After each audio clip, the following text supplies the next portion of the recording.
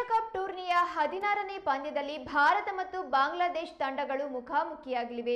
ದುಬೈನಲ್ಲಿ ಇಂದು ನಡೆಯಲಿರುವ ಈ ಪಂದ್ಯದಲ್ಲಿ ಗೆದ್ದರೆ ಟೀಂ ಇಂಡಿಯಾ ಫೈನಲ್ಗೇರುವುದು ಖಚಿತವಾಗಲಿದೆ. ಇನ್ನು ಭಾರತದ ವಿರುದ್ಧ ಸೋಲುಂಡರೆ ಬಾಂಗ್ಲಾದೇಶ ತಂಡದ ಫೈನಲ್ ಹಾದಿ ಕಠಿಣವಾಗಲಿದೆ. ಏಕೆಂದರೆ ಬಾಂಗ್ಲಾದೇಶ ಹಾಗೂ ಪಾಕಿಸ್ತಾನ ತಂಡಗಳು ಒಂದೊಂದು ಪಂದ್ಯ ಗೆದ್ದಿದ್ದು ಉಭಯ ತಂಡಗಳು ತಲಾ 2 ಅಂಕಗಳನ್ನು ಹೊಂದಿವೆ. ಇತ್ತ ಟೀಂ ಇಂಡಿಯಾ ವಿರುದ್ಧ ಬಾಂಗ್ಲಾದೇಶ ಸೋತರೆ ಬಾಂಗ್ಲಾ ಪಡೆಗೆ ಪಾಕಿಸ್ತಾನ ವಿರುದ್ಧದ ಪಂದ್ಯ ನಿರ್ಣಾಯಕವಾಗಲಿದೆ. ಏಕೆಂದರೆ ಸೂಪರ್ 4 ಹಂತದ ತಮ್ಮ ಪಂದ್ಯಗಳಲ್ಲಿ ಬಾಂಗ್ಲಾದೇಶ ಮತ್ತು ಪಾಕಿಸ್ತಾನ ತಂಡಗಳು ಮುಖಾಮುಖಿಯಾಗಬೇಕಾಗಿದೆ. ಈ ಪಂದ್ಯವು ಉಭಯ ತಂಡಗಳ ಪಾಲಿಗೆ ಮಾಡು ಇಲ್ಲವೇ ಮಡಿ ಪಂದ್ಯವಾಗಿ ಮಾರ್ಪಡಲಿದೆ.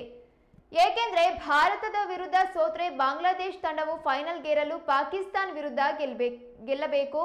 ಅತ್ತ ಕೊನೆಯ ಪಂದ್ಯದಲ್ಲಿ ಬಾಂಗ್ಲಾದೇಶ ವಿರುದ್ಧ ಗೆದ್ರೆ ಮಾತ್ರ ಪಾಕಿಸ್ತಾನ ತಂಡ ಫೈನಲ್ಗೆ ಎಂಟ್ರಿ ಕೊಡಲಿದೆ. ಅಂದ್ರೆ ಮುಂದಿನ 2 ಪಂದ್ಯಗಳಲ್ಲಿ ಬಾಂಗ್ಲಾದೇಶ ತಂಡ ಸೋತ್ರೆ ಸೆಪ್ಟೆಂಬರ್ 28ರಂದು ನಡೆಯಲಿರುವ ಫೈನಲ್ ಪಂದ್ಯದಲ್ಲಿ ಸಾಂಪ್ರದಾಯಿಕ ಎದುರಾಳಿಗಳಾದ ಭಾರತ ಮತ್ತು ಪಾಕಿಸ್ತಾನ ಮುಖಾಮುಖಿ ಆಗುವುದು ಖಚಿತ. ಅದರಂತೆ ಒಂದೇ ಟೂರ್ನಿಯಲ್ಲಿ 3ನೇ ಬಾರಿ ಇಂಡೋ-ಪಾಕ್ ಕದನ ವೀಕ್ಷಿಸುವ ಅವಕಾಶ ಕ್ರಿಕೆಟ್ ಪ್ರೇಮಿಗಳಿಗೆ ಸಿಗಲಿದೆಯಾ ಕಾದು ನೋಡಬೇಕಾಗಿದೆ.